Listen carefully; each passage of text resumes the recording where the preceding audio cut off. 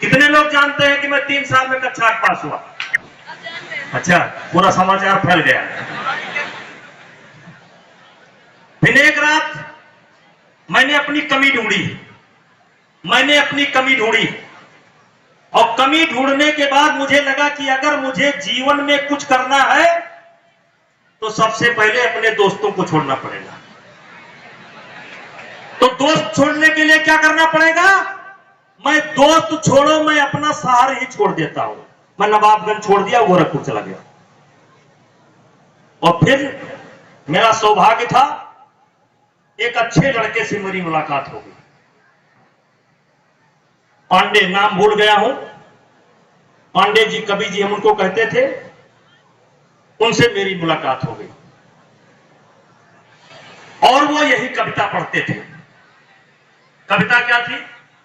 और मेरे बच्चों, लोग कविता पढ़ते हैं, मैं इस कविता पर जिया।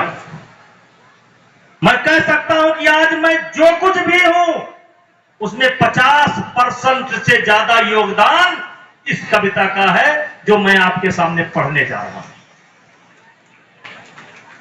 सच है विपत्ति जब आती है, सच है विपत्ति जब आती है, कायर को ही दहलाती है, सूरमा नहीं विचलित होते।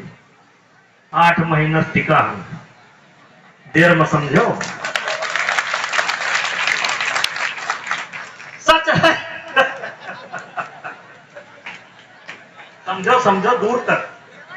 सच है विपत्ति जब आती है, कायर को ही दहलाती है, सूरमा नहीं विचलित होते, पल एक नहीं धीरज खोते, संकट का चरण न कहते हैं, जो आपड़ता सब सहते।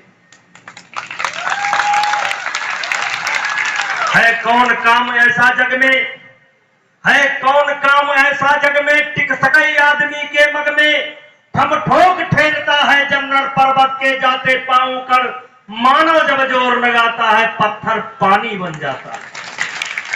मेरे बच्चों, गुण बड़े एक से एक प्रखर है छिपे मानवों के भीतर, मेहंदी में जैसे लाली है, वर्तिका बीच उजियाली है, बत्ती जो नहीं जलाता है, रोशनी नहीं वो पाता है, पीसा जाता जब इच्छुदंड,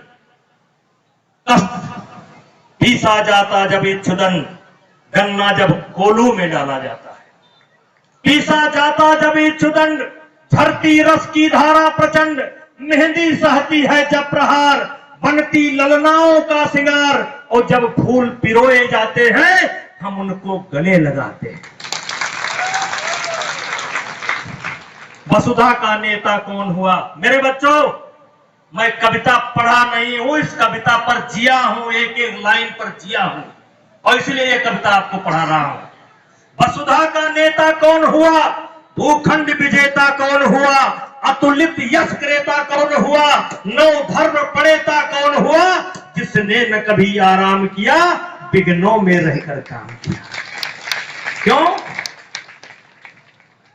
आप अपने अगल बगल उठा देख लीजिए। मेरा मानना है कि नकारात्मक परिस्थिति में, नकारात्मक परिस्थिति किसको कहते हैं? कॉपी नहीं है, किताब नहीं है, फीस का इंतजाम नहीं है, अच्छा भोजन नहीं है। नकारात्मक परिस्थिति, विपरीत परिस्थिति में आदमी ज्यादा तरक्की करता है। नकारात्मक परिस्थिति में आदमी ज्यादा तरक्की करता है। सकारात्मक परिस्थिति में आदमी कहता है कि हमका कमी का है। और मेरे बच्चों, जिस दिन किसी भी व्यक्ति के मन में ये आ जाएगा कि हमको कमी क्या है, समझ लो उसी दिन से उसके पतन की शुरुआत हो जाएगी, उसी दिन से। इसीलिए किसी ने कहा है, अभागा होगा वह दिन, अभागा होगा वह दिन, जिस दिन आदमी से आगे बढ़ने की इच्छा समाप्त हो जाएगी। ध्यान से सुनना, जिस दिन आदमी से आगे बढ़ने की इच्छा समाप्त हो जाएगी, वो दिन दुनिया के लिए सबसे बड़ा अभागा दिन होगा।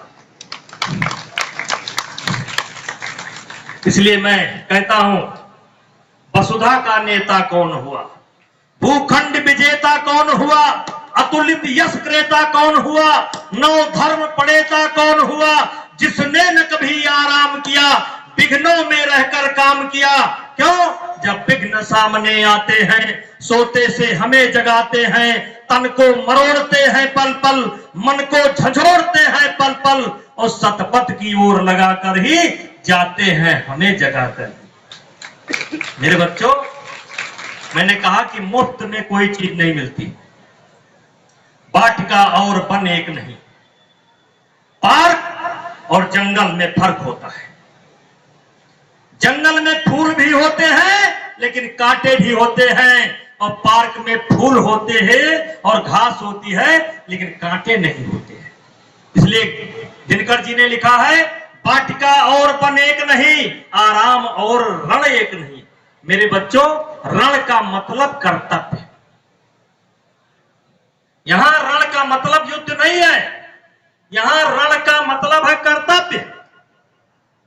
दिल कहता है आराम कर ले, और कर्तव्य कहता है नहीं, एक क्वेश्चन तैयार कर ले। दिल कहता है आराम कर ले, और कर्तव्य कहता नहीं, चलो 1 घंटा और पढ़ ले। तो वाटिका और वन एक नहीं, आराम और रण एक नहीं, वर्षा अंधड़या तपे खंड। ये क्या है? जो जीवन में हमारे सामने चुनौतियां हैं, जो दिक्कतें हैं। वर्षा अंधड़या तपे खंड, पौरुष के हैं साधन प्रचंड, वन में प्रसून तो खिलते हैं, बागों में साल न मिलते हैं, कंकड़ियां जिनकी सेज सुघर, छाया देता केवल अंबर। ये लाइन मुझे बहुत प्रिय थी, धनंजय जी, बहुत प्रिय थी मुझे लाइन। सब कविता के बाद मैं इस लाइन को पढ़ता था, कंकड़ियां जिनकी सेज सुघर, छाया देता केवल अंबर, कोई ही सूरमा निकलते हैं जो विपदाओं में पलते हैं।